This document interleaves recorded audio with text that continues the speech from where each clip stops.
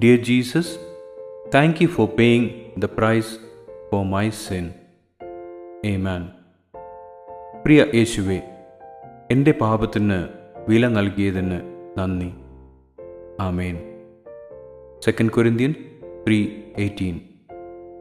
And we all, with the unveiled faces, contemplate the Lord's glory, are being transformed into His image with ever-increasing glory, which comes from the Lord who is the Spirit. 2 Corinthians 3:18.